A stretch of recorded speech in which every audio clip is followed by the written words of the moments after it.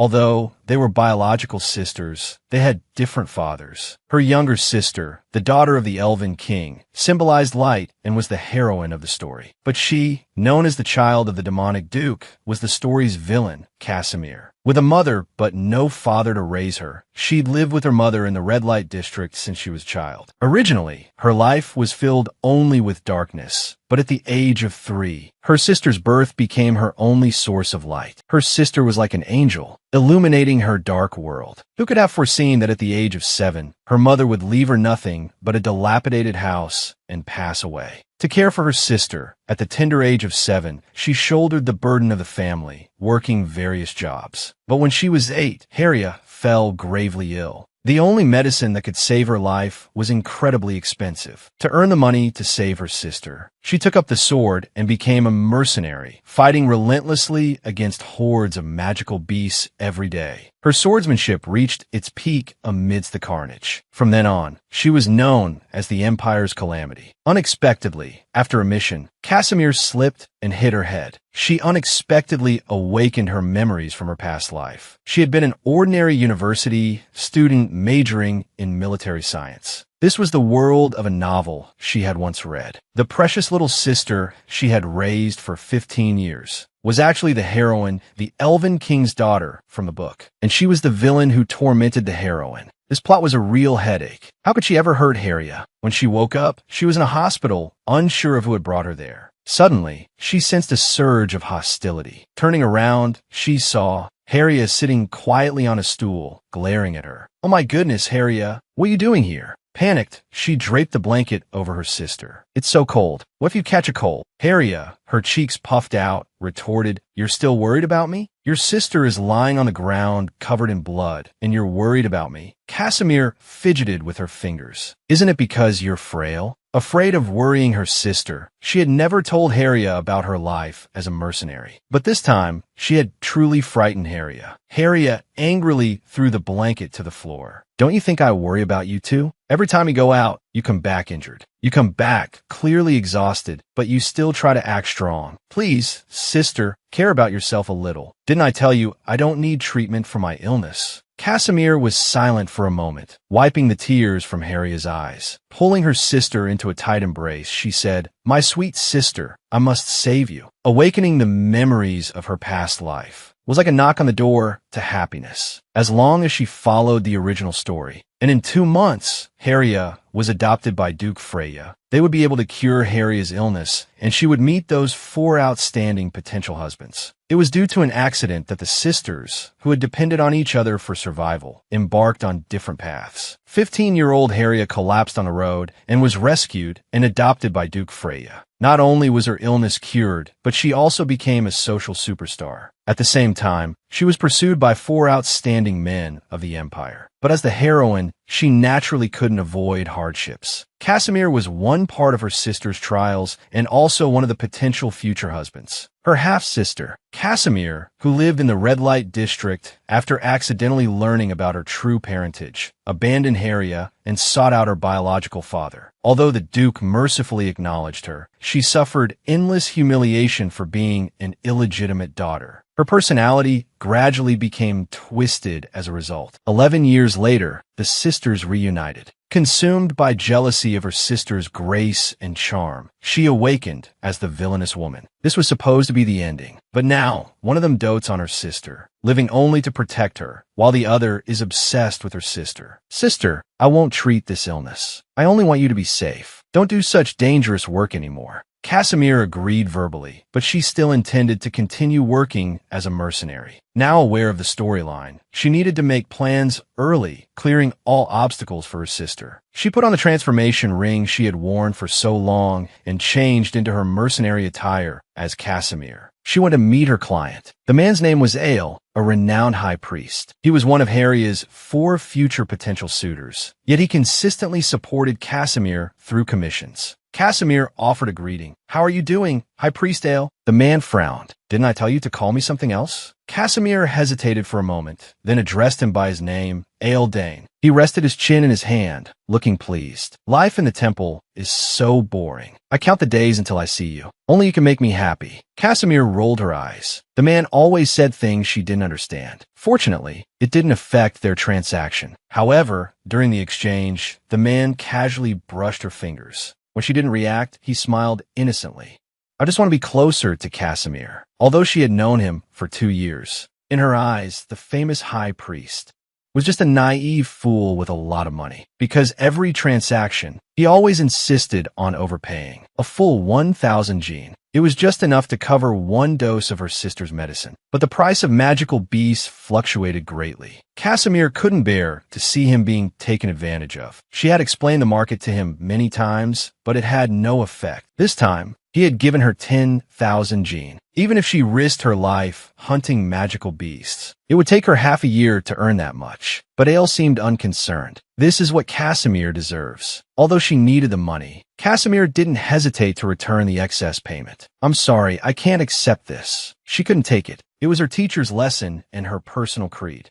The man clenched his hands. Can't you just accept it? I really don't mean anything by it. Why can't you accept someone's pure goodwill? You used to be like this with others, too. But he didn't say those words aloud. Instead, after composing himself, he walked directly to Casimir and took her hand. I am sorry. I was presumptuous. I don't expect anything else. Just please, stop calling me High Priest Ale. That title, it makes it seem like there's nothing between us. Tears welled in his eyes. Casimir was filled with self-doubt. Not only had she been disrespectful to the high priest, she had actually made him cry. Ale patted her hand, soothing her. You must call me by my name from now on, Casimir. As a mercenary, she shouldn't have gotten too involved with her clients. But under Ale's gentle persistence, Casimir was charmed. Ale really is a good person, she thought. She had no idea that he had been scheming to get close to her for 2 years. Because years ago, Casimir had saved a young boy in the temple. That boy was none other than Ale. So, in a way, Ale saw her as his savior. And his meticulous plan was all to hold the goddess's hand. But at this point, Casimir was unaware that she had inadvertently become the white moonlight of her sister's harem. Casimir was dragging her weary body home when she stumbled upon a murder in progress. Despite being the villain in the story, Casimir's only desire was to protect her sister, the heroine, Haria. Not only was she willing to bloody her hands for Haria, but she was also determined to find her a suitable husband. Candidate number 1, the High Priest Ale, was a rich simpleton. Candidate number 2, the hapless crown prince, was a naive fool who needed rescuing. Ilias, disguised, was surrounded by a group of assassins on Casimir's route home. Casimir wasn't inclined to interfere, but the assassin's conversation revealed the man was a nobleman of high standing. If she didn't intervene, the man would surely die there. Just as Casimir resigned herself to her fate, closing her eyes and waiting for the inevitable, she remembered her master's teachings. She decided to act. Masked, Casimir descended like a warrior from the heavens. The assassins paused, momentarily stunned. Casimir's eyes scanned the young man with dark hair. He looked pathetic, like a damsel in distress. The assassins demanded to know who Casimir was. Casimir's reply was astonishing. I'm the Prince Charming here to rescue the princess. Ilias was dumbfounded. The assassins were speechless. Where had this idiot come from? Embarrassed, Casimir decided to end things quickly. She fumbled in her bag and pulled out a 2-meter-long steel pipe. Come on then, she challenged, striking a fighting pose. The assassins almost burst out laughing. They'd never seen anyone so ridiculous. But before they could finish laughing, Casimir swiftly took down their leader. The air thickened with silence. Seeing the sword saint's dough, cheese swirling around Casimir's pipe, no one could find it funny anymore. Why was the sword saint Casimir here? But she gave them no time to ponder. Unleashing her full power, she leaped and struck,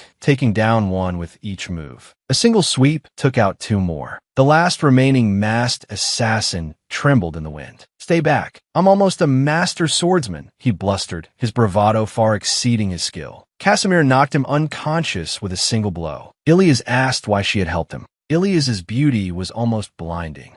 Soudainly, Casimir s'encède à fin magical aura. She noticed a magic ring on Ilias's hand, concealing his true appearance. Ignoring his question, Casimir lifted Ilias's cloak to examine the wound on his abdomen. It wasn't fatal, thankfully, but we need to stop the bleeding. This will hurt, she warned, then punched him. Despite the agonizing pain, Ilias bit back a cry. Casimir offered a grunt of approval. Can you walk? Ilias was in too much pain to speak. Well then, Casimir sighed. I guess we do things my way. She loved no one but her sister. Yet, with the high priest practically throwing himself at her and the frail crown prince collapsing at her feet, she found herself in a predicament. She truly didn't want to save him, but she couldn't ignore a life in need. So, she brought him home and healed his wounds. But instead of gratitude, Ilias met her kindness with suspicion. As the crown prince, he was used to people having ulterior motives. He didn't believe Casimir's help was selfless.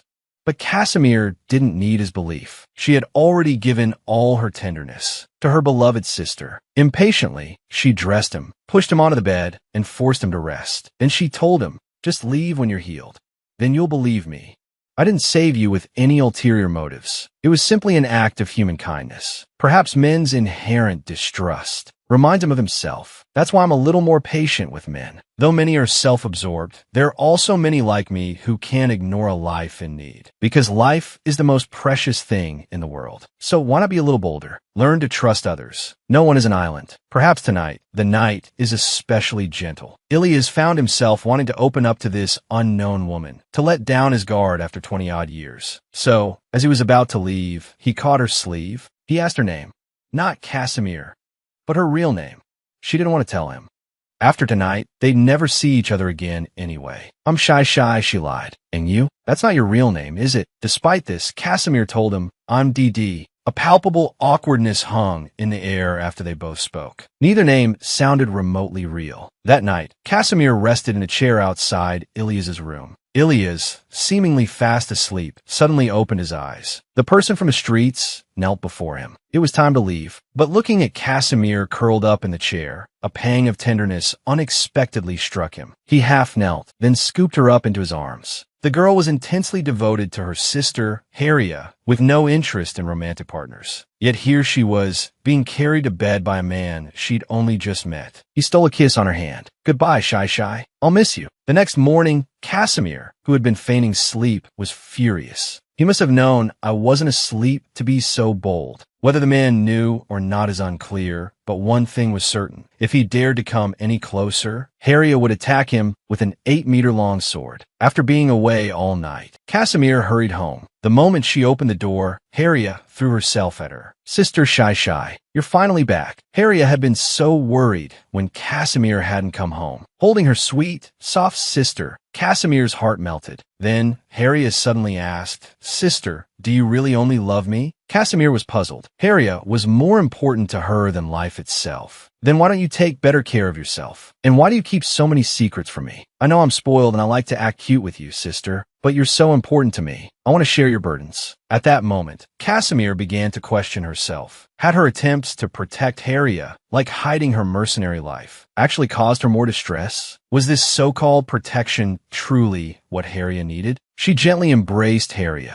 Sister won't go anywhere today. I'll just stay with Harriet, okay? Harriet's eyes lit up, sparkling with joy. She beamed as the sisters walked through the market. Casimir kept Harriet entertained, her laughter a constant melody. But Casimir couldn't help but feel a pang of guilt. Making Harriet happy was so simple. Years of killing had hardened her, preventing her from considering. How lonely Harriet must have been at home alone. Her scarred hand tightened around Harriet's small one. Harriet looked up at her. Sister Casimir, what's wrong? Casimir pulled her sister close. I will make you happy, I promise. Harriet's smile was radiant. I'm so happy right now, she declared. The afternoon sun bathed the two sisters in its warmth. As if the hardships of the past 18 years had never touched them, a sense of peace settled over Casimir and Harriet. Happiness felt almost tangible, but as the sisters joyfully perused the menu, Casimir noticed something amiss. A red-haired woman was being dragged into a dark alley by a drunken man. Men fawned over Casimir, the sword saint, yet her heart remained focused on protecting her fragile sister. She lived on the edge, courting danger, fighting and killing, all to safeguard Harriet's happiness. One sister constantly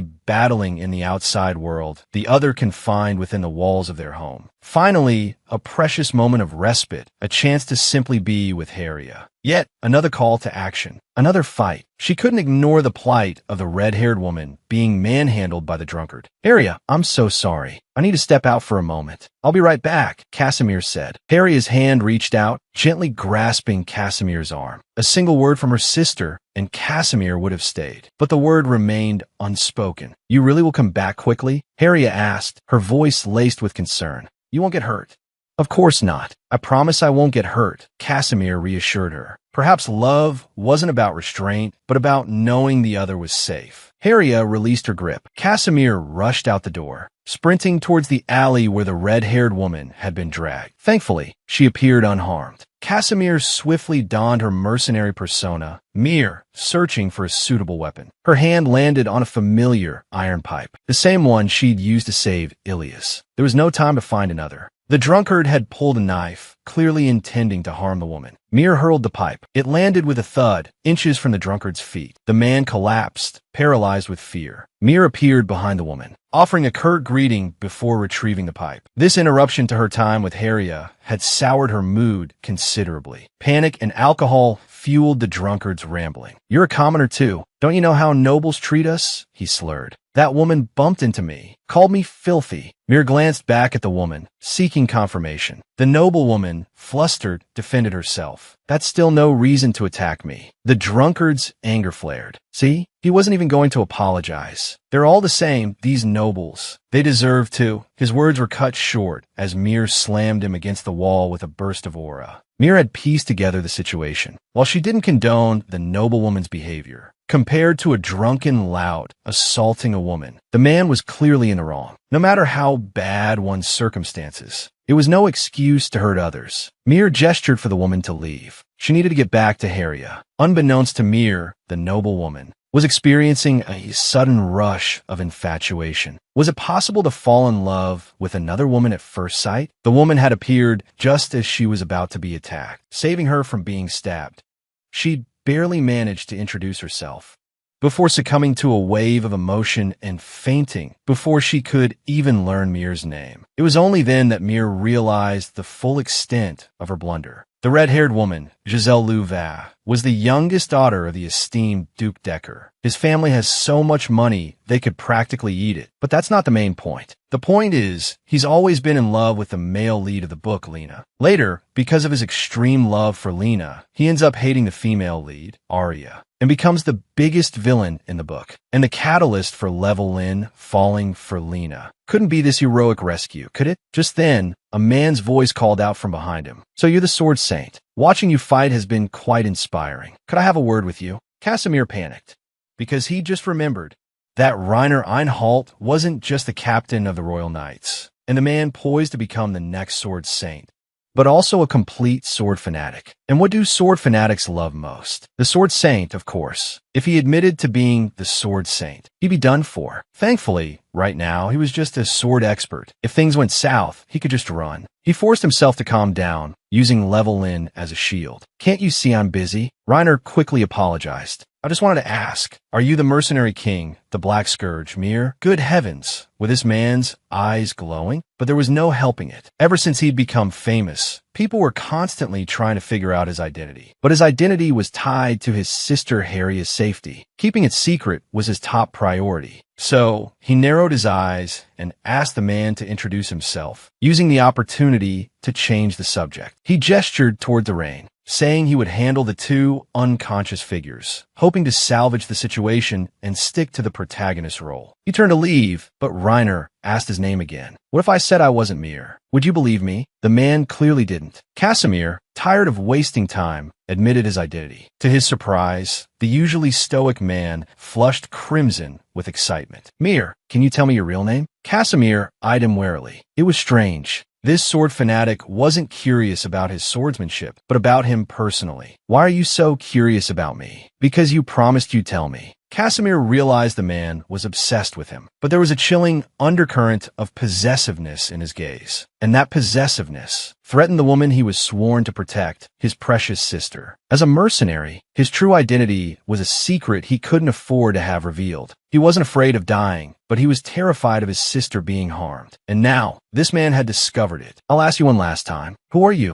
How do you know my name? Even though the man seemed to know him, he was certain he'd never met him before. The man was silent for a moment, then explained, I'm sorry. I found out by accident through some investigating, but I swear no one else knows your identity. Casimir hesitated, then decided to believe him. But he also gave the man a warning. Rainer Einhalt, was it? I'll remember that name. If you value your head, you'll take Mir's real name to your grave. With that, Casimir turned to leave. But Reiner's voice stopped him. You've always been someone I've looked up to. I want to be just like you. The familiar words gave Casimir pause. It couldn't be. He'd once picked up a dying child, but the two didn't resemble each other at all. Hume hesitated for a moment, then patted the man with a tissue, gesturing for him to stop the bleeding first. He didn't understand why the man wanted to be like him, but he answered as he had once answered the boy. I hope the person you want to become is better than me. Then, without hesitation, Hume turned and left. Perhaps he really had known Lena, but he didn't care, because the world's hustle and bustle had nothing to do with him. He only cared about that frail, sickly girl, and that girl was waiting for him. But now, less than a week remained until Arya's adoption. According to the original story, the day after the Imperial Snow Festival ended, Duke Freya, preparing to return home, would discover Arya collapsed on the roadside. Fortunately, Arya was now very healthy under his care. He wasn't sure if she would still collapse. But to align with the original story, even if it meant faking it, he had to make sure his sister followed the original storyline. Then, he would be all alone. A pang of loss struck him, but he reminded himself, Hume, your fate dictates that you cannot selfishly keep your sister to yourself. Why not? A part of him protested, but he loved his sister too much. As long as she was happy, even a glimpse of her from afar would be enough for him. A life for 2 steam buns. Only a fool would accept such a mission. The woman clearly knew that, but he still accepted the commission, because he didn't need the money anymore. He had risked his life earning money for his precious sister, but now she was about to be adopted by a wealthy family. He had no more worries. But just as Mir was about to leave after accepting the mission, the intermediary told him that the one who issued the mission, Duke Crisis, wanted to see him. Hume was incredibly nervous, because this man was none other than the rumored Demon Duke, also his own, never-before-seen father in the original novel. He didn't understand why the Duke wanted to see him. Little did he know, it was a trap. The once peaceful Dewdrop village was suddenly attacked by a horde of monsters one day. None of the dispatched troops returned alive. The posted notice, marked with a golden shield, made its meaning clear. Enter at your own peril. Only the strongest mercenary could take on the job, and that could only be Mir, the mercenary king. Hume sat in the hall, anxiously waiting for Crisis. This place was so big and clean. Even the teacups looked expensive. It felt like a different world. He was extremely careful, afraid of dirtying anything. The butler watched him kindly from the side. Suddenly, he noticed Mir's red eyes beneath the mask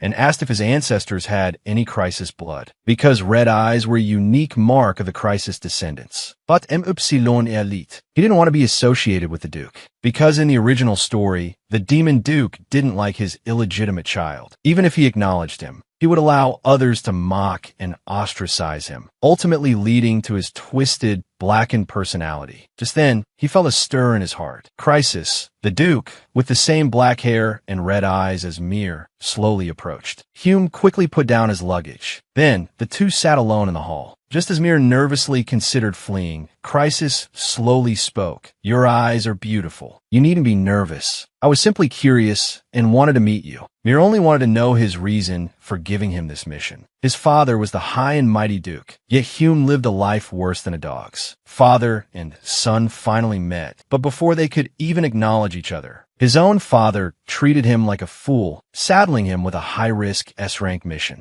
The reward was pathetic, barely enough to buy 2 steamed buns. And the Duke, the very man who issued the mission, now curiously questioned Mir about why he accepted it. He'd heard the tales, of course. The mercenary, mere, aiding impoverished villages in their battles against monstrous beasts. He couldn't fathom it. A mercenary who didn't work for money? What could his motive possibly be? Hume hadn't realized the Duke had been aware of him for so long. After a moment of contemplation, he decided on honesty. Perhaps, he began, I just want to offer them some protection. I've known hardship, and I've struggled with all my might to become stronger. I've witnessed the happiness of thriving villages, and I've seen the suffering of those without means. Now that I have the power to help others, I can't stand idly by. Before he could finish, the Duke cut him off. A long silence followed. Just as Hume began to worry he'd said something wrong, the elderly steward arrived with a report. The knights who were to accompany Mir to Dewdrop Village were ready. Hume breathed a sigh of relief and prepared to excuse himself. But then, the Duke, after studying him for a long moment, removed the ring that symbolized his lordship. Take this, he said. He knew how ridiculously low the reward was for such a difficult mission. The Duke himself should have been the one to pay, but then he wouldn't have been able to identify the mercenary king, Mir. After all, few would willingly play the fool. These words, however, remained unspoken. To his surprise, Mir refused. If I were still going to be with my sister, he said, perhaps I would accept, but Harriet will soon be going to the Earl's estate. After that, I'll be alone. He couldn't, in good conscience, accept a reward beyond the agreed-upon terms. Chrysis didn't understand his reasoning, but he couldn't force the issue. Everyone had their own principles. After Hume left, Chrysis stared at the ring, lost in thought. He'd removed it to confirm a suspicion. Legend told of a founding myth. During the Age of Chaos, 3 dragons ruled the empire. But one dragon, in its fervent protection of the empire, had its blue eyes stained crimson from the strain. Thus, only direct descendants of Chrysis possessed red eyes. The woman he loved had stolen his child.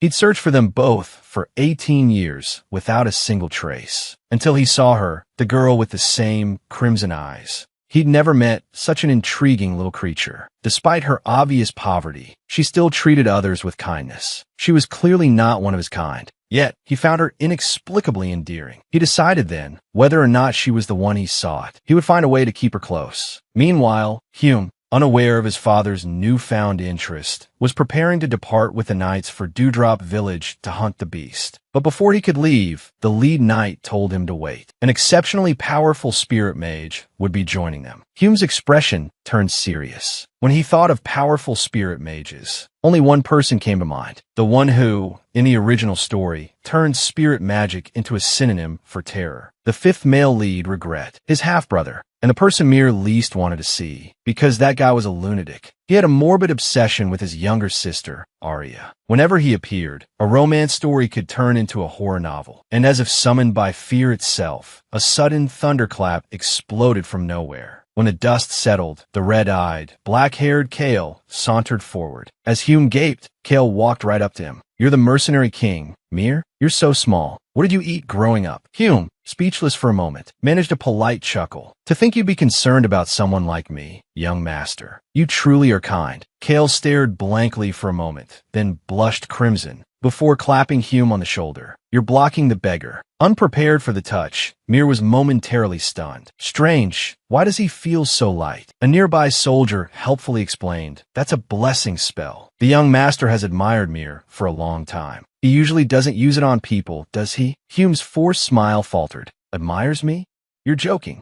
Is it not because my beggarly appearance has caught his eye? Later that evening, Hume stared into the fire, lost in thought. Suddenly, a bowl of soup appeared before him. The esteemed young master thrust the ginger soup into his hands and, under Hume's bewildered gaze, plunked down beside him. Drink up. What are you staring at? The goddess he loves is in love with another woman. He's truly the most tragic male lead I've ever seen. And those 2 women, one is his father's illegitimate daughter, his own sister, and the other is the woman he's supposed to be madly in love with, the female protagonist of the story. Hume couldn't believe that the aloof noble from the original story was not only personally delivering him soup, but also casually sitting and eating with a lowly mercenary like him. As if reading Hume's mind, Kale scoffed.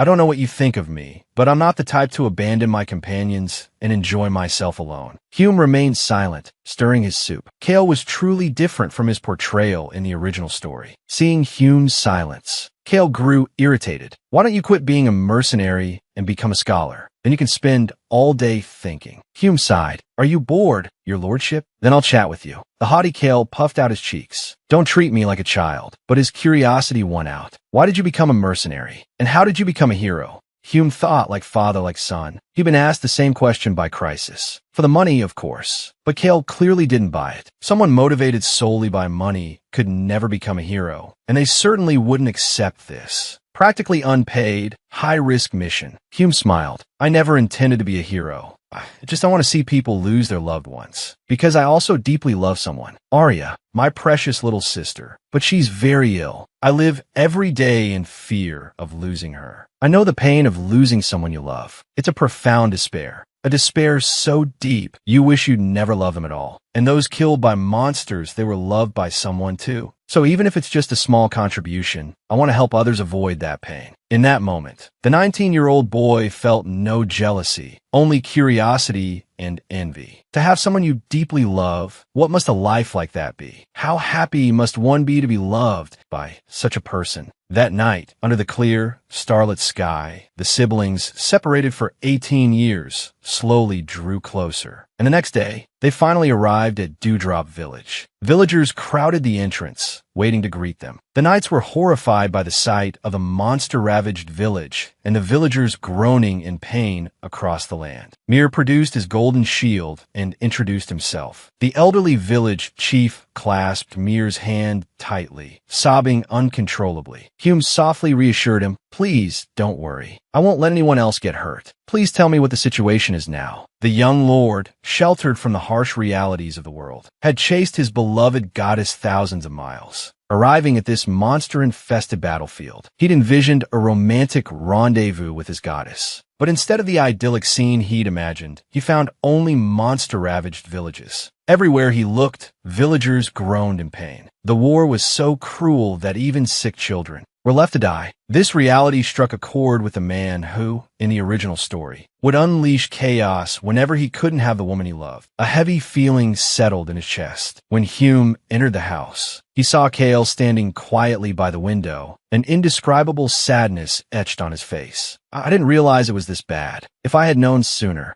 Kale's choked voice left Hume speechless. How could Kale, who lived a life bathed in sunlight, ever understand the existence of shadows? He was only 19. Hume knelt before Kale, gently comforting him. This isn't your fault, Kale. War is inherently cruel, but you didn't run away. You faced it bravely, and that's something to be proud of. Ignorance isn't a sin. What matters is what you do next. In that moment, Arya's smile gave direction to the young man's wavering heart. Even knowing she was his sister, a truth he would learn later, he wouldn't want to let go of her hand. But Hume couldn't rest easy. The situation in Dewdrop Village was more dire than he'd imagined. He learned from the village chief that the village, being remote, rarely saw large monsters. But starting this winter, the normally timid monsters had begun attacking the villagers relentlessly. A week ago, 3 Devilos had invaded the village. The news made Hume's expression grim. Devilos, those were the legendary undead monsters, formed from demonic energy, clinging to canine corpses. He wondered if he would even make it back alive to see his beloved sister. Later that evening, snow fell as he kept watch over the village. A warm drink was offered to him. "Aren't you tired, standing guard all this time?" Kale stood beside him, a hint of anger in his voice. "There are so many strong men here, yet they make you stand watch alone." Hume chuckled. "I'm a sword master. I won't die from lack of sleep." But Kale wasn't convinced. Even the strongest are still human. After seeing such horrific things, even the toughest men here are too afraid to sleep. "Aren't you scared?" Hume's smile turned bitter. "How can I not be afraid?" The strongest mercenary was afraid of the snow. His beloved master had died saving him, torn apart by monsters in the snow. He didn't like snow. He feared monsters even more. But now he'd grown up. He was a mercenary who slew monsters. And on this snowy night, he stood watch alone for his comrades. It wasn't because he'd conquered his fear. It was because he feared something even more than death, losing the people he loved. So when Kale asked, "Aren't you afraid of the monsters?" he simply replied with a playful tone, "Of course not. I'm strong. I'll keep them away from you. You just rest easy, Kale." Then, the young nobleman, Kale, who had been terrified of the monsters during the day, now chuckled. "Thanks to you, I'm not afraid now. After all, you'll protect me, won't you?" The The snow fell silently that night. Hume didn't reply. No one could have imagined that those seemingly playful words will become a pain that would choke Cale every time he remembered them. Because the next day, a massive horde of monsters began their assault on Dewdrop Village. Despite the two working together, driving the monsters back from the village's edge, they barely had a moment to relax after dealing with one wave. When Hume's expression changed, he'd sensed it. Not far from them, a countless number of monsters were converging with terrifying speed. Seeing this, Cale hurriedly grabbed him, asking what was wrong. Hume didn't have time to answer. He hoisted Cale onto his shoulder and raced back to camp, ordering everyone to evacuate immediately. A massive horde is approaching. We have to use teleportation magic to escape. He questioned everyone about their magical capabilities. He later learned there were 14 people in total, but their teleportation magic was only enough for 12. That meant 2 people had to stay behind. Hume had no intention of leaving. If he left, no one could stop the monsters from overrunning the village. So he asked Cale, "Young master, can you use teleportation magic? I can teleport 10 people." Cale, sensing Hume's intentions, suddenly changed his tune.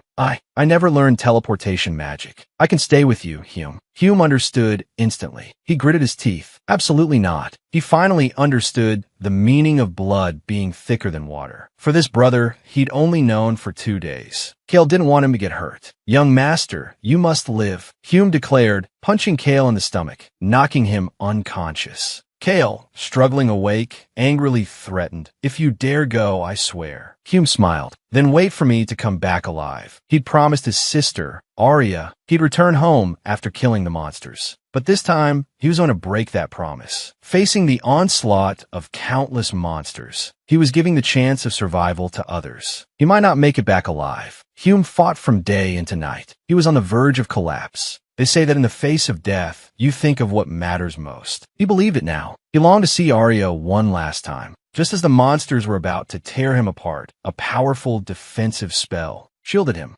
Hume froze. Then he looked up. He saw Cale recklessly throwing himself into the fray. He felt no joy at being saved. Instead, he wanted to yell at him. He knew how hard he'd hit Cale earlier. But looking at Cale's trembling arms, he said nothing. The situation was dire. Dealing with the monsters was paramount. He explained the situation to Cale. "These devil dogs are essentially animated corpses. Normal attacks won't kill them. The best way is to use enchanted weapons or destroy their hearts." Hume proposed he act as a distraction while Cale attacked from behind with fire magic. But this was incredibly risky. If Hume fell, Cale would be in mortal danger. He made Cale promise him that if he saw Hume go down, he would run. Cale started to argue, but Hume roared, "If you don't promise, I'll knock you unconscious and send you back myself." He wanted Cale to live, not because he was the Duke's heir, but because he was like family. Unaware of the true reason, Cale reluctantly agreed. Then, Hume kept the monsters at bay while Cale unleashed a torrent of fire, obliterating them. Just as he cut down a monster, Mir was bitten firmly on the arm by another. Fortunately, he was a mercenary who used dual swords. Now, his left arm was mangled and the situation dire. Hume could only ask Cale to buy them as much time as possible. The only option left was to completely pulverize the monster's insides. That meant using his signature move. If this attack succeeded, they would survive. Thankfully, before Cale reached his limit, Hume's powerful blade, with the force of a landslide, slaughtered all the monsters. Cale finally collapsed, his ordeal over. He hadn't expected surviving to feel like this. Mir slumped beside him, asking if he had the strength to go back. Receiving a negative response, Mir told him to sleep. "I'll carry you back." Cale worried. "Isn't your arm injured?" Mir smiled reassuringly. "So, are we friends now?" Under the falling snow, Cale never answered. Mir loved him, but didn't dare confess. He only wanted to stay by his side as a friend. Firstly, because Cale had said he had someone he loved, and he didn't want to intrude. Secondly, because he felt he was sick, unworthy, because of the hereditary mental illness in his family. He couldn't control his bloodlust. So, self-destructive slaughter had become his only hobby. Until one day, he saw a recording of a woman fighting. It was also the first time he heard the name of the mercenary, Mir. From then on, the girl's image miraculously became the medicine that healed his heart. When his father heard about this, he wanted to help his son investigate her identity. But Cale refused. He didn't want to expose what Mir had painstakingly hidden. like some petty villain. 2 years passed like this. When he learned that Mir had gone to fight monsters, he chased after him for 20,000 li from the northwestern border, just to see him once. He wanted to confirm with his own eyes if he was someone worth his infatuation. The moment he saw him, he knew he could never let this person go. After experiencing life and death together, he thought he could get closer to him. But when he woke up, the man was gone. But someone who has lived in darkness, having felt the warmth of the sun, how could he give up that light? Go and investigate. Find out his identity at all costs. Or prepare to commit suicide. His father merely scoffed. He didn't know the love Kale hadn't dared to confess then would be impossible to express when they met again. Meanwhile, Mir was dragging his battered arm, limping toward his cabin in the woods where he recuperated. He couldn't let his precious little sister see him like this. But as soon as he entered, he sensed something was wrong. Who's there? Suddenly, the lights came on. Elias stood with his hands raised. It's me. Surprise. Mir was stunned. He couldn't understand why the young man he had saved last time was here. Elias then healed Hume's arm. Hume asked him his purpose for being there. Unbeknownst to him, since being rescued, Elias had waited there every day, hoping to see him again. But the young man simply said he was passing by and needed a place to stay. Hume didn't understand what he meant,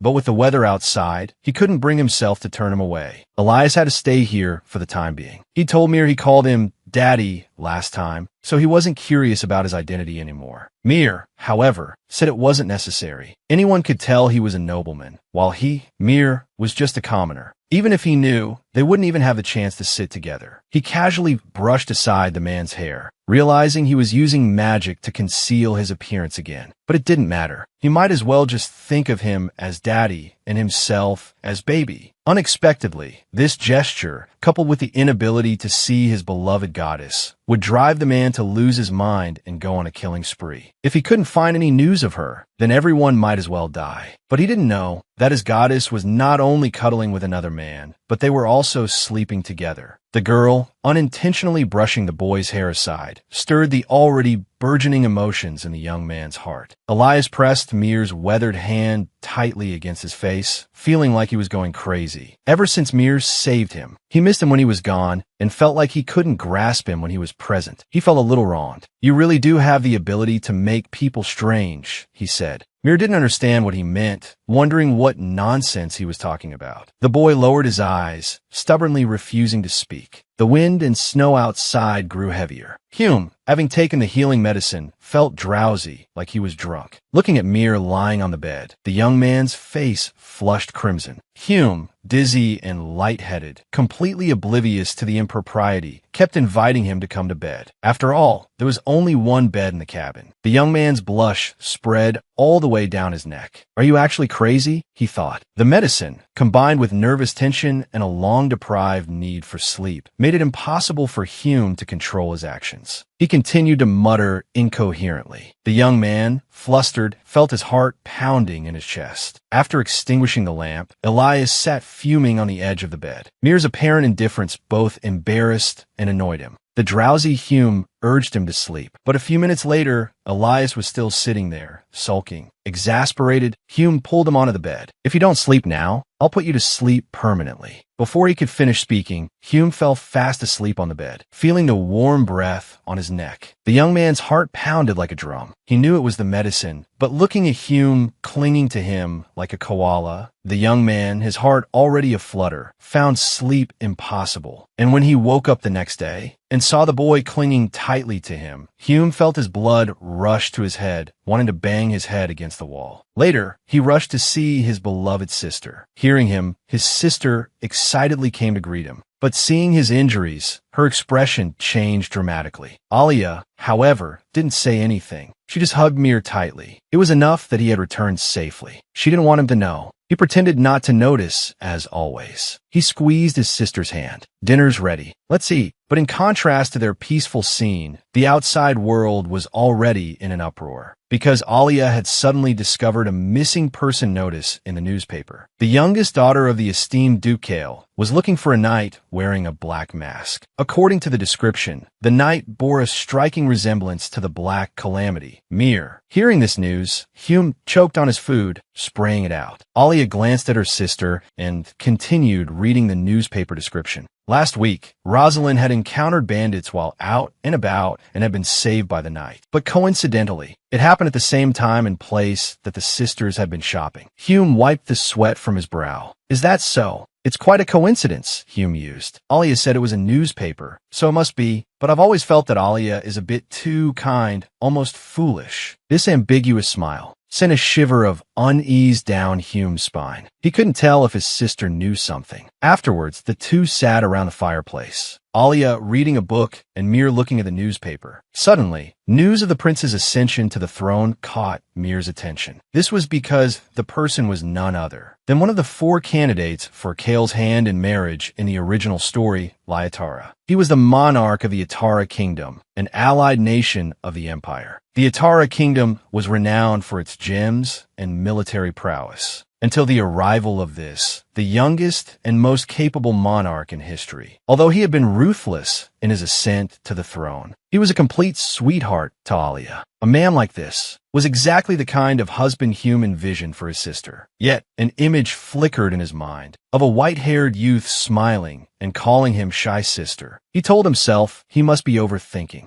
Though their eyes were similar, their auras were vastly different. When he looked back at Alia, he realized she had fallen asleep at some point. Mir got up, carried her to bed, and leaned down to kiss her forehead. "Good night, my love," he whispered. Late at night, as Hume worked at his desk, he suddenly heard his sister cry out in pain. His expression changed instantly, and he rushed to Alia's room. He found his sister curled up in bed, writhing in agony. He was nearly frantic. Because Alia was the child of his mother and the Elven King, the half-elven blood within her made it difficult for her to adapt to the human world. Therefore, every time she had an episode, it tormented her unbearably. Only the spiritual energy of the Elven Forest could save her. One dose could extend her life for 10 years. But the spiritual energy of the Elven Forest was sometimes priceless. It might take a century to produce a single bottle. Hume worked tirelessly to earn money, but he could only afford substitute potions. However, the effects of the potions were limited. Now, only the spiritual energy of the Elven Forest could save Alia's life. In the original story, Alia was saved by Duke Freya, who gave her the spiritual energy that saved her life. But they hadn't crossed paths yet. He wouldn't help save Alia. Hume frantically searched his mind for someone who could. Einhalt, perhaps, or the benevolent god of love. Would they help him save his sister? But he couldn't bring himself to trust their inexplicable goodwill. What reason did they have to help them? He thought of everyone he could, but there was nowhere to turn. He broke down. "I am sorry, Alia. I don't know who can save you."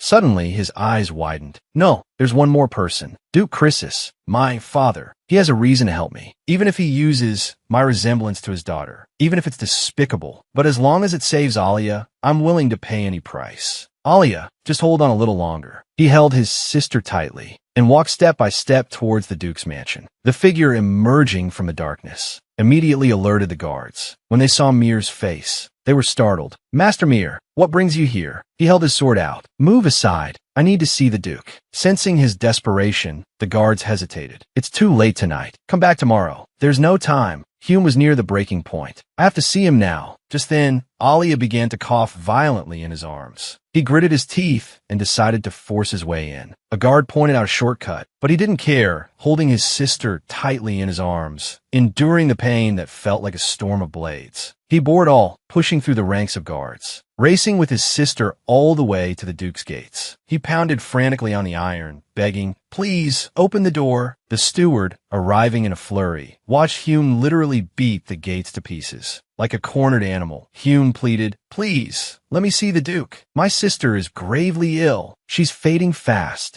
Although Hume's voice was different than before, the steward recognized him. He dismissed the approaching guards, but refused Hume's request to see the Duke. The Duke had already retired for the night and could not be disturbed. However, he had heard that Hume had distinguished himself in the recent monster subjugation at Verdure Village. As a token of gratitude, he offered to summon a physician. Hume's eyes were practically dripping blood. "A physician is useless. If a physician could cure her, do you think I would have given her up? My precious Alia, whom I raised for 15 years, given to Duke Freya." Just then, Alia in his arms was seized by another violent coughing fit, hacking up blood. Hume broke down. "Please, quickly get Chrysis. Save my Alia." The Black Bane, the scourge feared throughout the Empire, was now helpless, like a child. Why was he even alive? Alia, his sister, was his whole world. If she died, how could he possibly go on? The sheer despair radiating from him stunned everyone present. No one could comprehend such profound grief. It was Alia's faint breathing that pulled Hume back from the brink of collapse. His sister was still alive. He couldn't give up. Trembling, he placed her on the ground, stood up, and demanded of the steward, "Who do you serve? Whose orders do you follow?" Though startled, the steward answered truthfully, "I serve only Duke Chrysis and his bloodline." "Then listen to my command now." As the steward watched in shock, Hume ripped off the eye patch and cloak, revealing a face strikingly similar to Duke Chrysis. Then, Hume's voice rang out, echoing across the grounds. "I am Duke Chrysis's child, Hume Chrysis. I order you to take me to my father immediately. Anyone who stands in my way will be killed." Finally, Duke Chrysis himself appeared at the top of the stairs. He ordered the steward to stand down and descended the steps towards Hume. "You say my daughter?" Looking at Hume's face, so much like his own, he said with a hint of amusement, "Yes, the resemblance is uncanny. You look like me and your mother. But you asked me to save your sister. That child isn't my blood, is she?" Hume explained, "She's my half-sister on my mother's side." Chrysis's expression hardened. "Then why should I save her?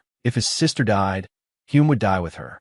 But as long as she still drew breath, he would fight to save her. That's why Hume had stormed the Duke's mansion, braving blades and shadows, pounding his fists until the iron gates shattered. He knelt before the Duke, the father who didn't love him, who practically wished him dead, and begged, abjectly, "Please, I beseech you, for the sliver of blood we share, for the fact that I am your bastard daughter, save my sister." But Chrysis refused. He saw at once that the girl on the ground was not his blood. The Duke's face twisted in a cruel sneer. "Then why should I save her?" Hume's fists clenched. Hume turned, his gaze softening as he looked at his sister. "Because your daughter loves him so very much. I never thought I could love someone this much. Before Alia was born, my mother and I clung to each other in the red light district. Our lonely world held no hope until Alia arrived. That tiny child was like a gentle rain in my desolate world. She brought color back to my barren life. And little by little, that small girl, without me even realizing it, became my entire world. I have to protect her, even if it costs me my life. But I know my lowly status as your illegitimate daughter isn't enough for you to save my sister. So, I want to make a deal with you."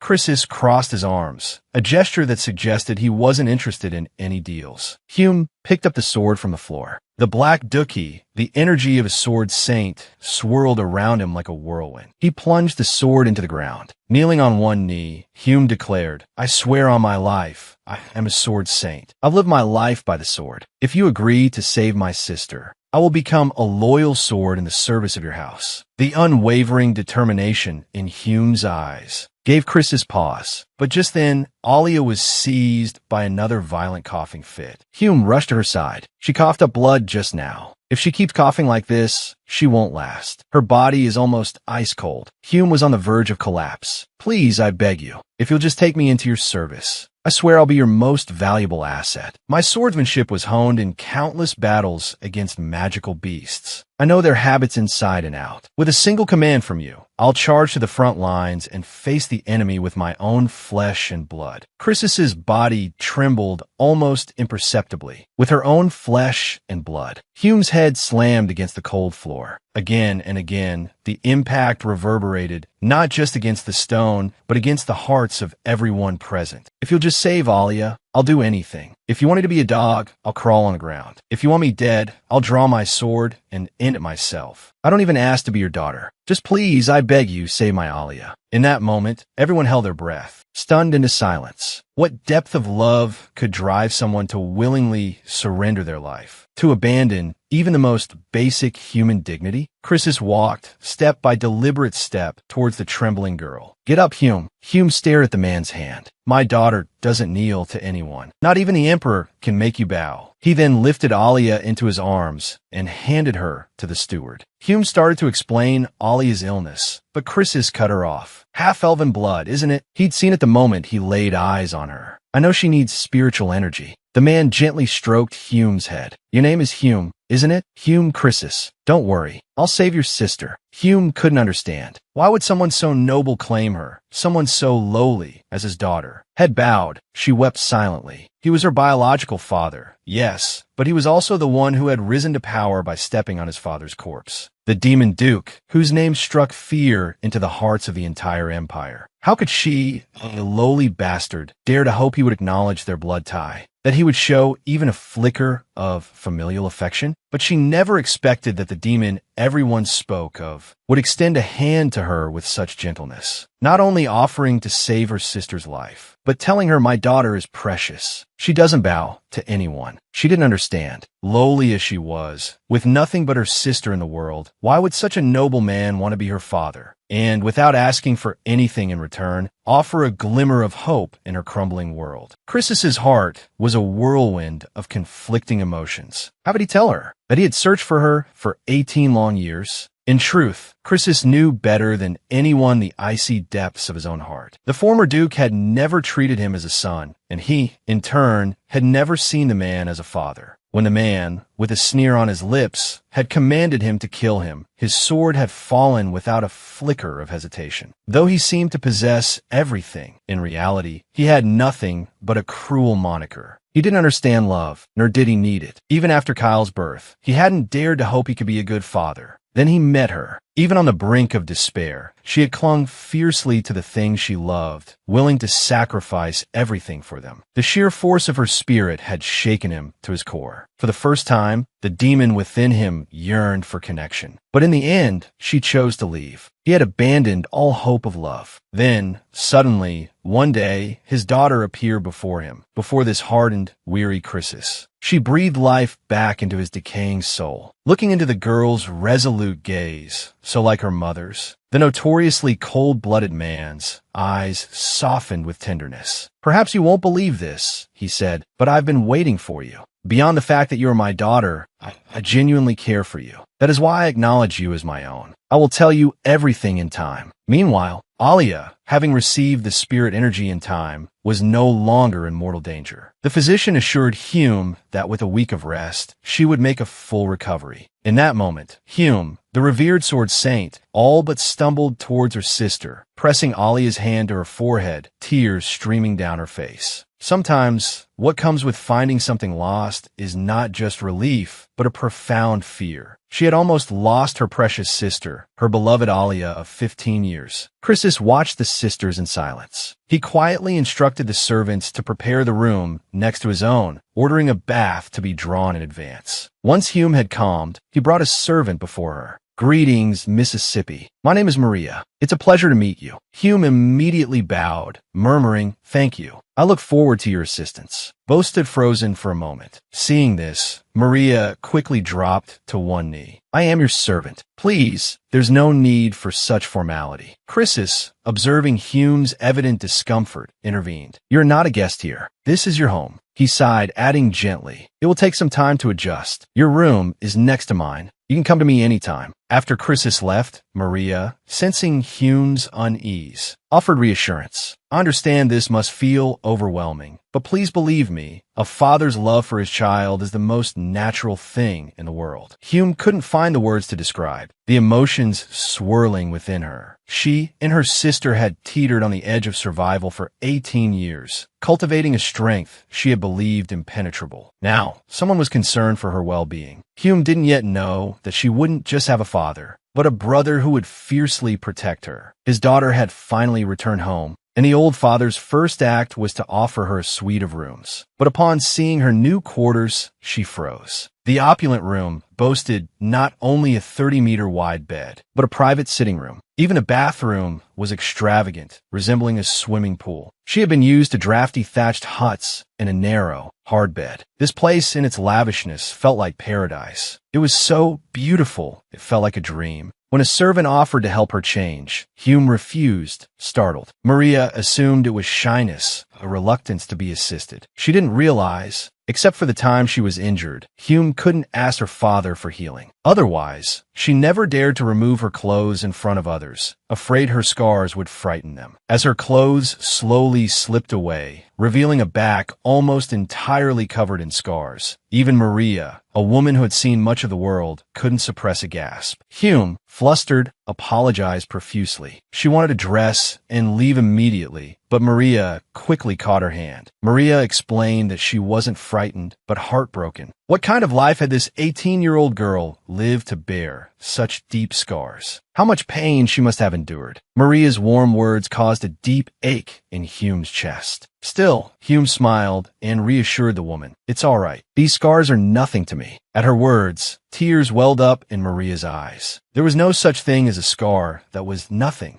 Only people who forced themselves to believe it was nothing. Hume bit her lip, holding back her own tears. This was her life. Those who lived by the sword were constantly prepared to die. But she never felt bitter. She had people she wanted to protect, but she had failed. The thought of her sister, still unconscious in bed, finally broke her composure, and she began to cry. Thankfully, their future would be brighter from now on. After washing up, dawn had broken. Hume stared at the ceiling. The bed beneath her was so soft, it felt like a cloud, unreal. The warm room was filled with a comforting scent. Her tense nerves could finally relax. She thought if this were a dream, she wished it would last a little longer. The next morning, she discovered it wasn't a dream at all. Her father, the Duke, had even prepared an extravagant table laden with dazzling sweets and a lavish spread of every imaginable delicacy. He'd left a note urging her to eat everything and gain some weight. His words even hinted at a slight disapproval of her frail physique. Hume's hands trembled as she looked at the feast. What did my father think I am? The sudden affection left her both overwhelmed and deeply uneasy. Everything here was the complete opposite of her previous life. Without having to pay any price, she had a warm home and delicious food. Everyone's faces were filled with genuine kindness, as if they were trying to make up for all the love she had missed. She had encouraged Alia to accept kindness from others. But now, experiencing such warmth herself for the first time, she felt incredibly awkward and self-conscious. Even her ears burned. This was all beyond anything she had ever hoped for. It didn't belong to her. She was a shadow in the night, a being meant to remain hidden. The Duke's light had saved Alia. That alone was a debt she could never repay. She hadn't dared to dream of a life like this. Even if she had to leave immediately, she wouldn't complain. She didn't mind returning to a life like a rat's. But Alia couldn't. Her precious sister. She wanted Alia to always be surrounded by kindness, to live a happy life. But things had already deviated drastically from the original story. Alia hadn't been adopted by Freya.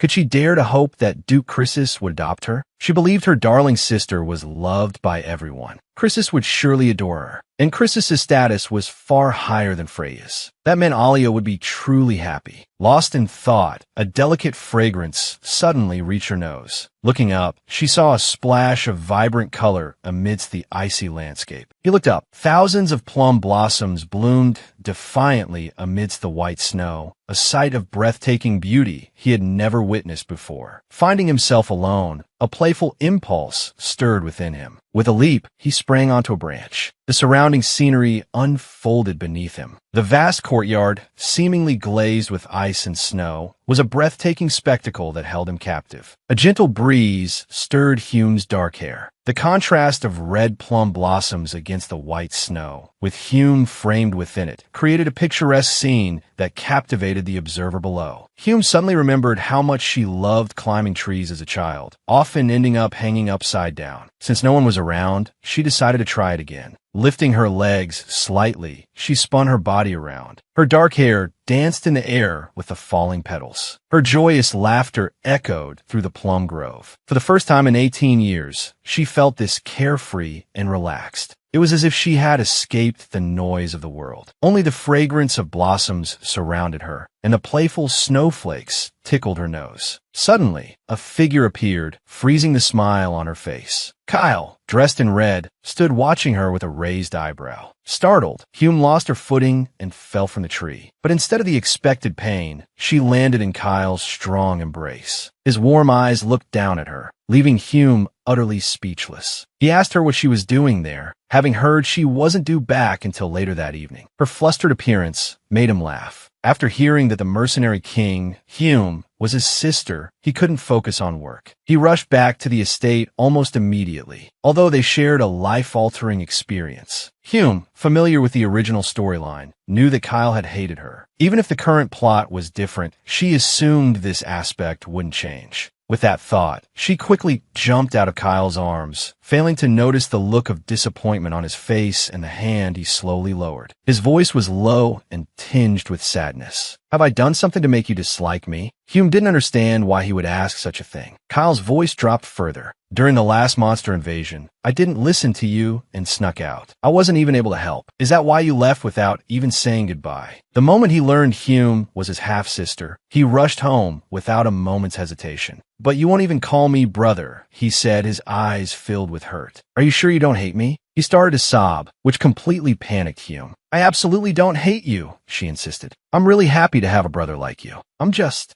not used to having so many relatives suddenly. I'm afraid of doing something wrong and upsetting you." Because to her, Kyle was a high-born young master, while she felt like an imposter. She had grown up with her sister in the bleak darkness of the back alleys, a worthless mercenary. Now, she suddenly occupied the position of a duke's daughter. It seemed strange that Kyle would like her as a sister. Her words stung Kyle deeply. He wondered what she had endured to have such a low opinion of herself. He told her earnestly, "You are not a worthless mercenary. You are a Chrysis, my only sister. You saved my life. No one, including yourself, should belittle your life." He didn't know what his existence meant to her. If he hadn't stumbled upon that magical opportunity and seen the precious recording of her fighting, he might have already become a bloodthirsty monster. Completely enslaved by desire, he gently took the girl's hand. "Before you even knew I existed, you had already saved me from the abyss." He half knelt before her, pious, like a true believer. "And so, my respect and love for you arise spontaneously. You needn't be so timid in accepting my kindness." Hume, startled, withdrew her hand, still reeling from the shock. Kyle smiled. "So what should I call you now? Is there a nickname in the book, Tasha Homer?" Hume responded instinctively. "My sister calls me Shy Shy. Then I'll call you Shy Shy too. I'll look forward to getting to know you better, my dear sister." The unease he felt after their abrupt separation that day finally dissolved in their shared honesty. Afterwards, the Duke had a servant invite them both to his study. Kyle took the opportunity to explain the layout of the Duke's estate. Just then, Alia's voice drifted faintly from the study, causing Hume's expression to cloud over. Her sister's voice was starkly different from its usual sweetness. It was laced with a harshness Hume had never heard before. The other voice in the room belonged to her father, the Duke. In the quiet room, only her sister and the Duke were present, unlike others who were cautious in the Duke's presence. Alia's face was openly scornful and sneering. She knew Chrysis didn't like her, the daughter of his rival. Unfortunately for him, she loathed him just as much. But she knew Chrysis wouldn't dare harm her. Having grown up in the red light district, she had long since mastered the art of reading people. Even the cold-blooded Duke, infamous for fratricide, couldn't hide the tenderness in his eyes when he spoke of her sister, Shy Shy. No matter how much he detested her, the Duke wouldn't dare harm the person her sister loved most. Chrysis's eyes narrowed. "You're quite bold." But Alia was undeterred. She even slammed her hand on the man's desk. Her voice was glacial. "You say my sister asked you for the jungle spirit to save me. What did she offer in exchange? After all, the infamous Demon Duke wouldn't help someone he has no connection with for no reason, just because you're Shy Shy's father. Where were you when my sister was suffering, your noble grace? Are you interested in her because she's the mercenary king, Mir, or do you just want to toy with us, a pair of back alley sisters?" Chrysis radiated a killing intent that seemed to solidify the air. "If you want to live, at least know your boundaries, child." At the door, Hume's heart clenched in her chest, but Kyle gestured for her to wait. Alia's eyes, however, curved into crescents. "That's what I wanted to say to you, your grace. My sister Shy Shy is different from me. She's foolish. She can't resist kindness and generosity. If someone is just a little bit nice to her, she'll give them her heart. She's not as strong as you think. If you're just playing with her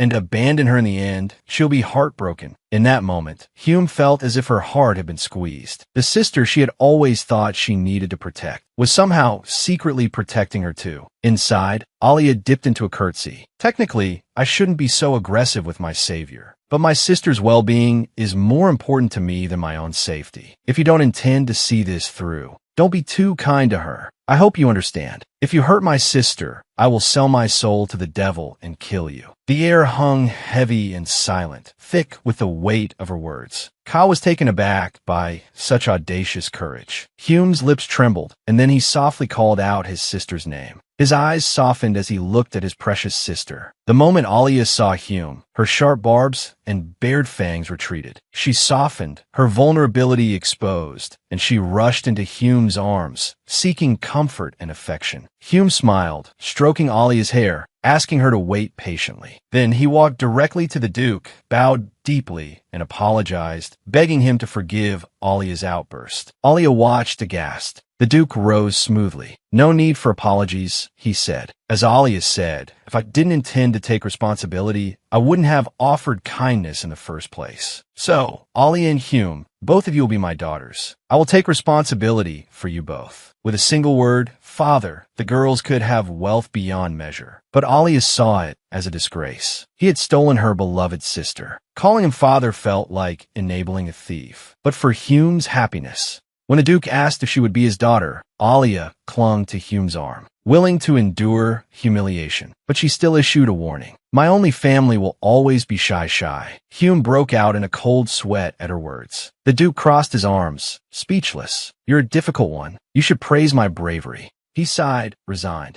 "And Hume, what do you think?" The room held its breath, waiting for Hume's answer. Hume's fists clenched, silence stretching as he struggled to express the tumultuous emotions within him. He had sacrificed so much just for a glimpse of his sister's happiness. He had thought that seeing her from afar was enough. But now, their father was offering them a life together. A life where he wouldn't have to be separated from his sister. A life where they could both find happiness. "I'm truly worthless. But if you don't mind someone who only knows how to wield a sword, I would like to be your daughter, Duke." Hume's earnest plea amused the Duke. He had seen Hume's fearless courage, witnessed his desperate devotion to his sister. But this was the first time he had seen such childlike eagerness and hope in his eyes. Something within the Duke softened, melting away the hardened layers. He gently stroked Hume's head. "That's enough. Congratulations on becoming my daughters." With the matter settled, Kyle's anxiety finally eased. As he turned to leave, Alia's voice stopped him. "Good day, young master." She offered an elegant curtsy, a harmless smile gracing her lips. Kyle chuckled. "So, this is the innocent act you put on for Hume." He had seen the true Alia just moments ago. "There's no need for such pretenses with me." His use of Hume's nickname was a subtle challenge. Alia tilted her head playfully. "If you say so, then I won't hold back. You probably figured it out, but I'm not very fond of you and your father." Kyle shrugged. The feeling was mutual, but Hume doesn't see it that way. "You hold a different place in her heart. No one understands how much my sister craves family more than I do. You truly want Hume to be happy, don't you? But you should also know that my sister's happiness depends on me being there. That's why I'm here." He hoped to reach a cooperation with the young master in order to cure his illness. He knew how much his sister had suffered for him. If it were possible, he had wished countless times to free his sister from the burden he represented, to allow her to find her own happiness. But the bond between them was like a twin-trunk tree. He would die without her, and she couldn't live without him. He knew that for his sister to be happy, she needed more than just a clingy younger brother. She needed more family to dote on her. So, to protect his sister, he took the initiative to approach Kyle. He hoped to coexist peacefully with him. He knew Kyle and Chrysis held special places in his sister's heart. Upon hearing this, Kyle let out a chuckle. "I suppose that's the case. After all, I'm the one Hume likes." He didn't like Alia. It wasn't just his possessiveness over Hume. It was also her importance to Mir, the mercenary king. He didn't need to ask about what happened when Alia snuck into the Duke's estate. He could glean how thrilling it had been from the servants' whispers. Kyle's words were a clear declaration of war. But Alia, upon hearing them, smiled radiantly. "Is that so? But you seem to have forgotten. Sister loves me the most. We'll see about that." The tension between them was palpable, but in the end, it was Alia who extended his hand. He hadn't forgotten his goal, peaceful coexistence. Not as siblings, however, but as colleagues. Kyle, with a faint smile, took his hand in return, as if offering a response. But in the next second, they both recoiled in mutual disgust, flinging each other's hands away. "Well then, I'll be going." "See you at dinner, brother Kyle." Kyle replied cheerfully, "All right, see you later." And with that, they parted ways, their rivalry firmly cemented. Meanwhile, Mir, oblivious to the undercurrents between the two, was being prepared by Chrysis for his and Alia's debut at a social ball. This social ball was of paramount importance. Noble sons and daughters who had reached the age of 15 would be attending, and their performance on their debut would influence their future standing in society. For this, Chrysis had hired a renowned social etiquette instructor, Countess Helena. Because both were beginners and time was short, Countess Helena devised a rigorous schedule for them. According to the plan, they were to have 4 hours of etiquette lessons every day, until the day before their social debut.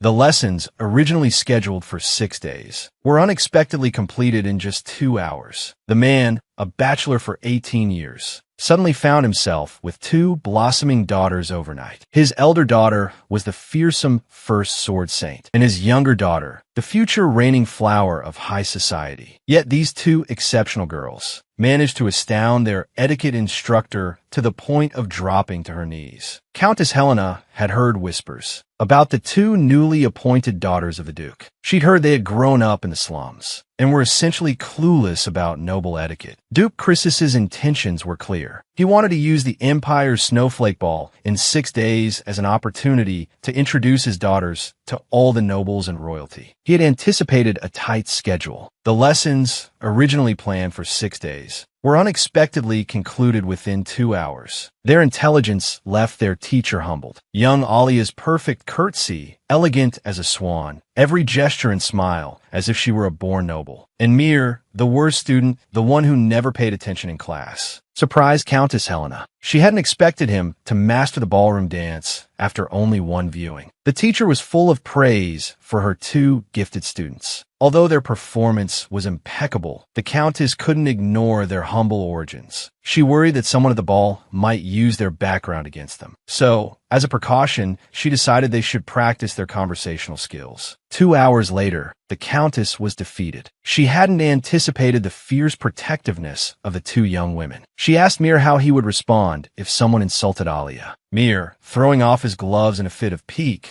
retorted in a single breath, "Which bastard dares insult my Alia? Let him face me. I'll fight him to the death." Wiping the sweat from her brow, the Countess then turned to Alia. "And Miss Alia, I'd strip him naked, dangle him from the balcony, then. Alia's eye-opening torrent of profanity left the Countess utterly speechless. The Countess prayed they wouldn't use such language in front of the Emperor and the Pope. Kyle, who happened to be observing, was doubled over with laughter. He deeply regretted not having a magical recording device. That scene, he thought, would be the ultimate cure for depression. Alia, still smarting from their previous unpleasant conversation, glared at Kyle. Seeing his amusement, she snapped, "You find that funny? My father and brother's way of speaking is perfectly fine. Like father, like son, I suppose," Kyle chuckled. "But as charming as my speech may be, it can't compare to my dear little sisters." Mir was bewildered. The protagonists, who were supposed to be engaged in a love-hate relationship, weren't even remotely affectionate. They were outright enemies. At this point, the story wasn't just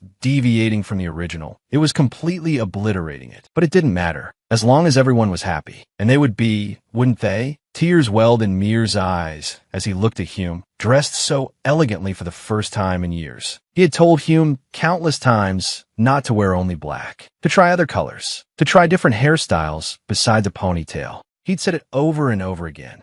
He loved Hume no matter what, but now, Hume was breathtakingly beautiful. "Isn't it a bit much?" "Not at all," Hume replied, pulling Mir into a hug. Their unabashed display of affection was endearing. Chrysis stood up. "I hear you're going to the dress shop. Take this." He handed Mir a small token. "It's the Chrysis family purchasing voucher. With this, you could buy an island in the East. Even if you rip out the shop's pillars, it won't matter." Such extravagant generosity made Mir break out in a cold sweat. Later, when they arrived at the dress shop, the head designer rushed out to greet them. Mir remembered a time when they could only afford to window shop at restaurants, never actually buying anything. And now this incredible power. No wonder it captivated so many. Their purpose was to find dresses for the upcoming ball. They took turns getting measured, eventually collapsing onto the sofa in exhaustion. The designer, Katrin, bustled over with a stack of sample books, describing the various gowns. But Mir had two specific requests. First, Alia was too young for a corset, so he wanted a dress she could wear comfortably without one. Second, he didn't want a dress for himself. He wanted a more practical uniform. Katrin was taken aback. No young lady had ever attended the snowflake ball in anything but a gown. But my dear, Mir understood Katrin's concerns. Before becoming Chrysus's daughter, he had agonized over it countless times. Becoming the sword that protected his sister had been his dream for 18 years. As a lady-in-waiting, would he no longer be able to wield a sword, instead becoming a delicate flower in a greenhouse? But Chrysus's answer was this: whether you are the Casdal Street urchin or the mercenary king, Sword Saint Mir, no matter your identity, I have the confidence to embrace it all. Her requirement for her daughter was simple. Whatever you want to do, do it. She wanted her daughter to be free. This strengthened Mir's resolve. He had seen the world. He didn't intend to compromise. But Madame Caitlin was deeply worried. She feared that if the precedent of not wearing a dress was broken, Mir would be seen as an oddity and subjected to gossip. But Hume had come prepared. He pulled out design sketches and explained his idea. With just a few special embellishments on the dress, a unique and captivating atmosphere could be created. While making uniforms fashionable wasn't easy, the key to leading trends in high society was generating buzz and showcasing individuality. Madame Caitlin, being a renowned designer, immediately recognized the business opportunity. With a few adjustments, making the embellishments more suitable for dresses, it was sure to spark imitation among the Empire's young ladies. And this was precisely Mir's ultimate goal, to guide the Empire's fashion trends. He couldn't allow his precious sister to suffer the humiliation Hume had endured in the original story. The two hit it off instantly. Caitlin excitedly gasped at Miss Hunt. "Miss, would you consider collaborating with me on this design?" Excellent. The fish had taken the bait. But such a dazzling older sister made Alia feel insecure. When her sister's world no longer revolved solely around her, would she still love her? So, in the carriage on the way home, Alia casually inquired, "Sister, when did you start getting into fashion? You even drew design sketches." Hume felt a pang of guilt. He couldn't very well say they were from trends in his past life. Seeing his hesitation, Alia asked, "Is there anything else you want to ask me?"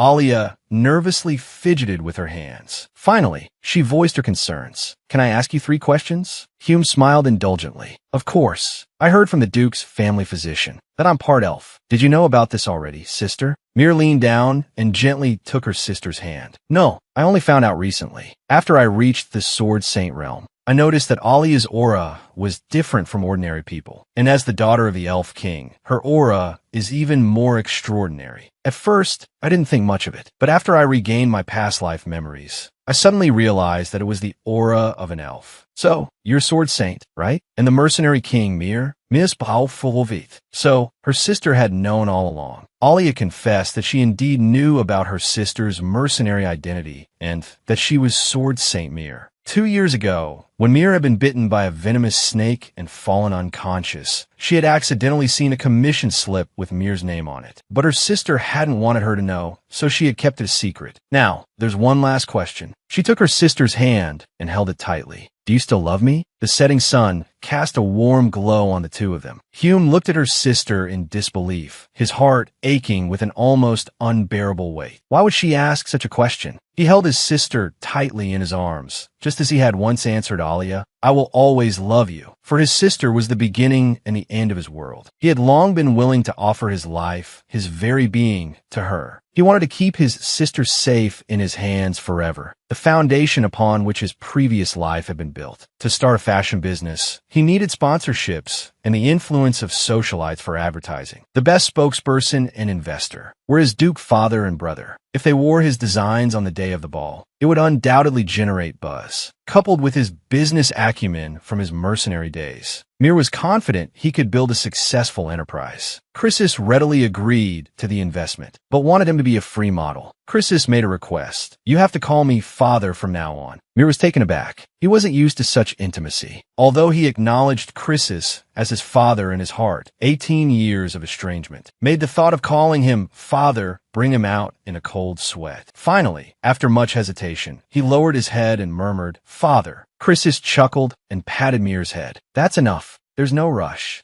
I'll wait." Mir silently picked up the design plans from the table. He had always thought his father was strange, but he was wrong.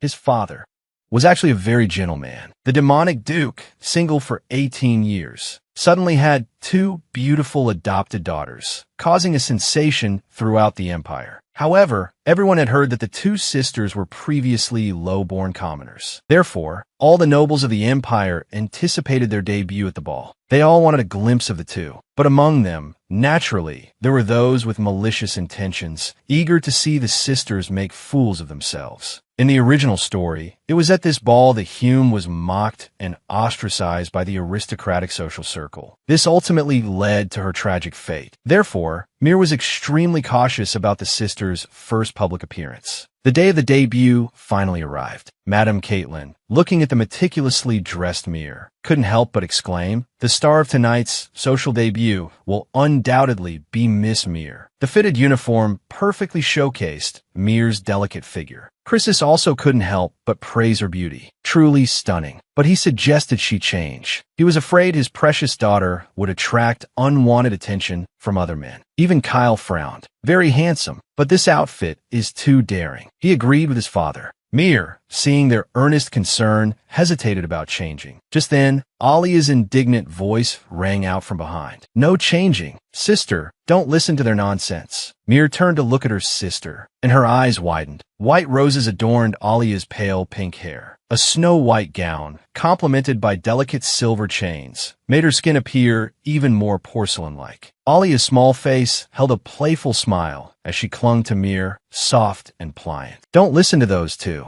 Sister looks absolutely dreamy today." Miasmida Tendadi. To him, no one could be more beautiful than his sister. As evening fell, the palace ballroom was ablaze with light. Nobles gathered in small groups, whispering amongst themselves about the two soon-to-arrive daughters of the Duke. Most were anticipating the country bumpkin's embarrassment. With the attendant's announcement, the ballroom fell silent, and most of them were looking forward to seeing the two country girls make fools of themselves. As the attendant announced their arrival, the ballroom fell into an expectant hush. First to enter the ballroom were Alia and Kyle. The girl's delicate white wrist rested gracefully in the crook of the young man's arm. A slender silver chain, shimmering like flowing water, adorned her wrist. Beautiful as a spring sprite, she made the onlookers momentarily forget to breathe. But with the appearance of Hume and Chrysis, a gasp rippled through the crowd, for no one had ever seen a noble woman attend the royal ball in uniform. Moreover, the almost austere uniform, paired with a restrictive black corset, created an unexpectedly alluring effect. Several noble young men were momentarily captivated, sparking jealousy amongst the young ladies present. They cast sharp, disapproving glances towards Mir. Chrysis had intended to stay by her daughter's side. However, the emperor summoned the duke. He had no choice but to leave temporarily. But before departing, he told Mir, "If you encounter any trouble, invoke Chrysis's name. If necessary, draw your sword."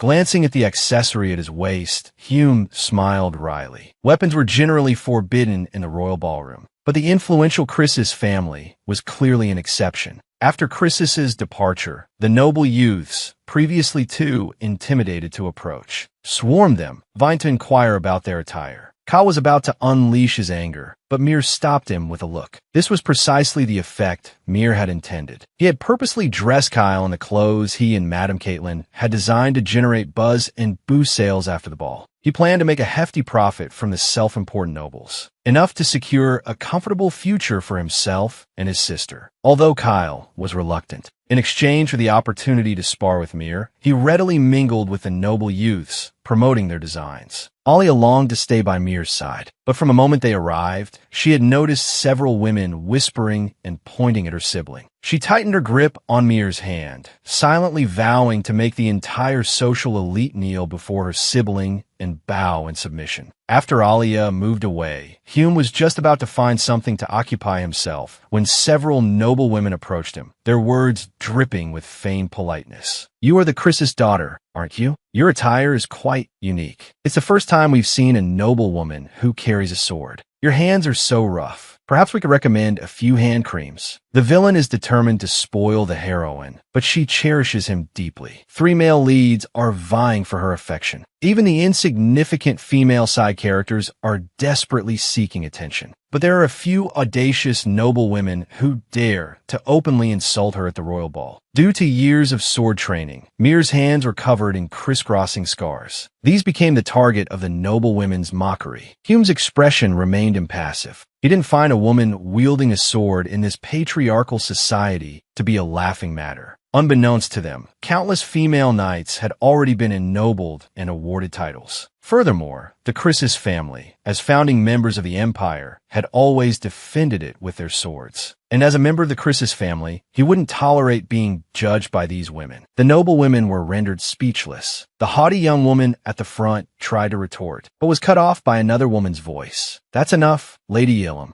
Leverlin, dressed in crimson, approached. "This is Lady Chrysis's debut. Instead of supporting her, you're bullying her? Do you truly wish to incur the wrath of the Chrysis family by provoking their daughter?" Leverlin, the undisputed queen of society, silenced them with a few well-chosen words. The young nobles who had just been sobu fu cheat, unconvinced/dissatisfied, now bowed and apologized to Hume. But Hume, nervously, dared not look at Leverlin. He was terrified of being recognized as Mir. But Leverlin, holding a fan to her face, looked shy. "Don't misunderstand. I'm not here to help you. But Miss Chrysis, haven't we met somewhere before?" The woman's gaze was intensely passionate. Mir shuddered. He never would have imagined that the person whose image he'd plastered across newspapers, the beloved he'd searched the world for, would turn out to be Lady Chrysis. Thankfully, at that moment, the emperor entered with the crown prince, breaking the awkward tension. The nobles bowed in unison. Emperor Helios sat upon his elevated throne and gestured for the banquet to continue. Hume was surprised. The novel described the emperor as being 50 years old, but he looked much younger. The emperor noticed Mir's gaze and winked playfully. Then he waved enthusiastically. Mir broke out in a cold sweat, completely baffled by the emperor's behavior. Just then, he noticed the crown prince beside the emperor. His eyes widened. Wasn't that Kyle? Although his hair color was different, he couldn't be mistaken. Kyle, too, looked surprised, his gaze meeting Hume's. Their eyes locked, and Hume froze. Crown Prince Diego Kyle was the son of the previous empress. He had been named Crown Prince at birth, but when he was 5, the current empress gave birth to the second prince. To ensure her own son inherited the throne, she had constantly plotted against the crown prince. No wonder Kyle had seemed like a prickly hedgehog when they first met, distrustful of everyone.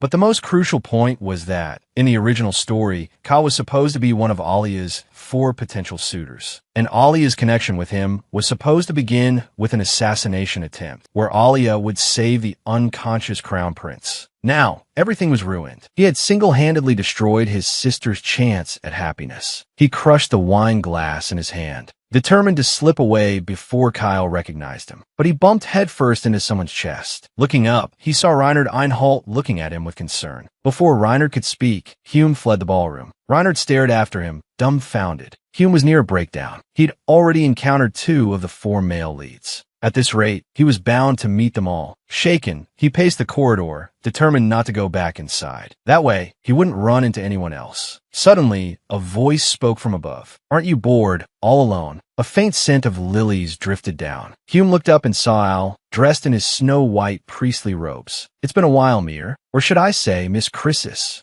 Mir's heart lurched. He had never revealed his true face to anyone while working as the mercenary Mir. His sister's safety depended on it. Yet this man had not only recognized him instantly, but also correctly identified him as the daughter of Duke Chrysis. "Al-Smaïdiently. Don't worry. I'll keep your secret. After all, we're friends. Friends trust each other." Al reached out and caressed Mir's cheek with a look of infatuation. Mir slapped his hand away. "This has nothing to do with friendship." Al grasped Mir's hands tightly, pleading pathetically, "What must I do to earn your trust? If you'll only believe me, I'll do anything you ask." Mir was silent for a moment. Then can you swear a son oath? Now, his identity as Mir, the one who commands troops, couldn't be revealed. Though it would surely be discovered in the future, at least for now, he didn't want to bring trouble to the Chrysis family. The man continued to smile. The ancient oath slowly left his lips. Under the witness of the sun god, if I betray Kiyu, Mir is willing to be consumed by flames. El reverently placed a light kiss on the back of Mir's hand. The oath was sealed. Mir stared at the man in shock, jerking his hand away. He thought all must be mad. The sun oath was a divine contract, an unbreakable vow made under the watchful eye of the sun god. Breaking it meant instant death. It was a life-or-death pledge. As the high priest, Al couldn't possibly be unaware of this.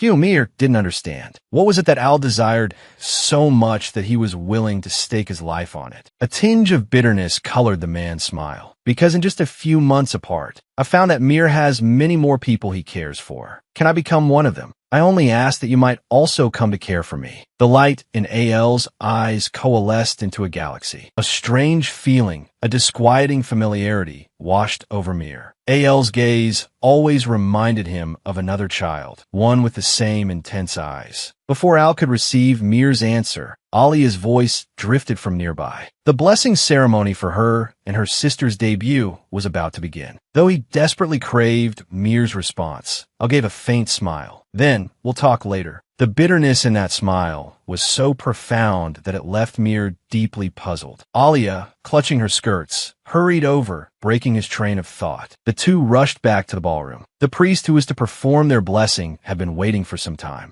They stepped forward to receive the blessing, but the priest stared at Mir in astonishment. You're Caillou Mir? Both of you are quite stunning. It's truly a pleasure to meet you. I heard you somehow managed to turn that love-crazed tyrant into a sugar-dusted macaron. I was so looking forward to meeting you. Alia quietly asked her sister if she knew this man, but Mir, had never seen him before and had no idea who he was talking about. The man's expression suddenly turned anxious. Oh dear, that brat has quite the temper. If I get any closer, I might lose my head. Mir followed his gaze and saw Al smiling innocently. The man couldn't help but shudder, marveling at Al's dual personality. Alia's eyes narrowed. High Priest, aren't you going to give a blessing? Finally snapping back to reality, the man quickly began to chant the blessing for the two sisters. A soft luminescence enveloped the two sisters, and the blessing ceremony was finally completed, albeit with a few unexpected turns. As he left, the man whispered to Mir, I'm Julian from the Temple of the Sun God. If you ever need help, don't hesitate to contact me. After this little interlude,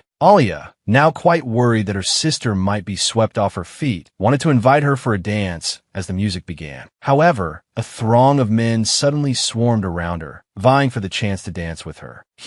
Mir was pleased to see her sister so popular. She turned and found an empty corner, hoping for a moment of peace. However, two male voices spoke simultaneously from behind her. May I have this dance? Mir turned around, and her eyes widened in shock. She couldn't understand why Reinhard and Diego were both asking her to dance. The entire ballroom erupted in murmurs.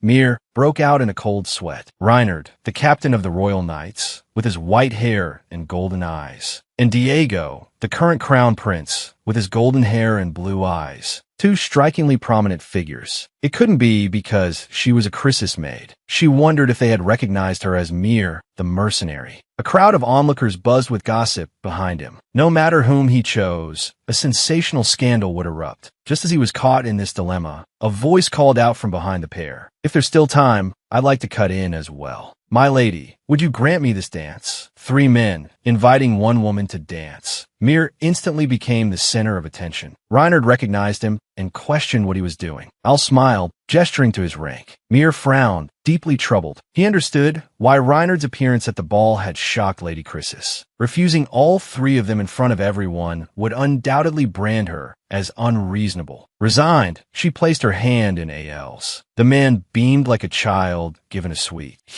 Bowing, apologized to the other two, promising to request a dance from them another time. Diego shrugged, trying his best to appear unconcerned. Reinhard, however, looked utterly dejected, like an abandoned puppy. Al and Hume then made their way to the center of the dance floor. Al hadn't expected Mir to choose him. Me was blunt. Dancing with you minimizes the gossip. She also had questions for him. She wanted to know why Al was at the ball, and when he had realized she was the Chris's daughter. Al's smile was bittersweet, though he'd long known the answer. Hearing it from her still caused a pang in his heart. He'd suspected her identity years ago. They'd even discussed it during their past dealings. 18 years ago, the Chris's Duke had searched for a woman and a child. Gossip mongers speculated they were his mistress and daughter, but few in the Empire knew that only the Chris's family possessed crimson eyes, and every generation of the Chris's Dukes had remarkable talent. The mention of talent made Hume contemplative. The Duke had indeed said he was looking for her. The butler, Taylor, had also mentioned her eyes when they first met. The villainess's backstory wasn't supposed to be important to the plot, but now she was deeply puzzled. How was she born? Don't worry, Al murmured, drawing closer. He tightened his grip on her hand. After a graceful twirl, he pulled her closer, his low voice a soft reassurance in her ear. I won't tell anyone, and I'm glad you're the Chris's daughter.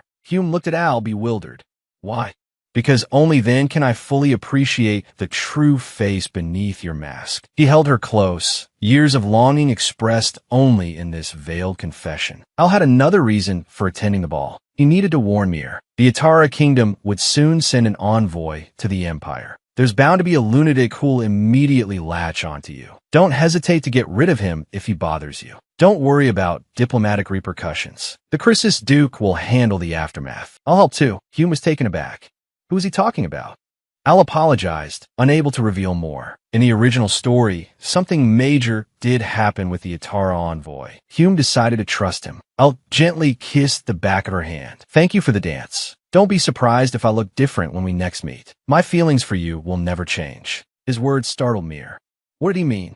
Then she noticed it, a strand of his hair, a rare, celestial blue. Only one person in the world had that hair color. Mir's heart pounded, but when she looked for him, he was gone. A terrifying suspicion bloomed in her mind. Could it be the high priest? Since the royal banquet had ended, the clothing Hume had designed sold out completely in just 2 days. And he, who had been penniless, became a multi-millionaire overnight. Hume was quite satisfied with this outcome, because with this money, he could ensure his sister Alia would be well provided for the rest of her life. But one thing continued to disturb Hume's peace: to earn money for his sister's medicine. For years, he had worked as a mercenary, making deals with a certain priest. However, he'd only recently discovered that the man had been hiding his true appearance. He wanted to know who the man truly was and why he had repeatedly and deliberately approached him. To this end, he specifically invited Julian, the priest he had met at the banquet. Julian was overjoyed to receive Mir's invitation, effusively expressing his admiration. But Alia, fiercely possessive of her sister, narrowed her eyes, a stony aura of hostility emanating from her. She didn't like how her sister's gaze lingered on others. And Kyle, who normally clashed with Alia, found himself unexpectedly united with her in their shared disapproval, both glaring at the man showering Mir with such fervent attention. Hume, breaking out in a cold sweat under their intense stares, had another reason for inviting Julian to the Duke's manor. His nighttime intrusion into the manor to save his sister had caused quite a stir. As a result, the Crisis family servants all knew his identity as the mercenary king, Hume, but this identity had made him too many enemies. For the safety of his sister and the Duke's household, he wanted Julian to swear the unbreakable son oath of secrecy. Julian puffed out his chest, proud to be of service to Mir. Seeing this, Alia, fuming, covered her face with her hands and unceremoniously tried to order Julian to leave. Left with no other choice, Hume asked Julian to join him in the back garden, personally serving him tea and apologizing for his sister's rudeness. With a subtle smile, Julian urged Hume to speak frankly. He didn't believe Mir had offered him tea for such a trivial reason. Hume didn't beat around the bush. I do have something else to ask you. Do you know the high priest, Al, of the Temple of the Sun God? What kind of person is he? Julian choked on his tea, spraying it everywhere. He couldn't believe that Al had been pining over his first love for nearly 10 years, and the girl didn't even know who he was. He stammered, unsure how to explain, finally managing to tell Mir. Al joined the temple before me. He's an old friend, but Mir wanted to know what kind of person Al was. She didn't understand why, at the royal banquet, Al would swear the life-threatening son oath just to gain her trust. Could the son oath be fake?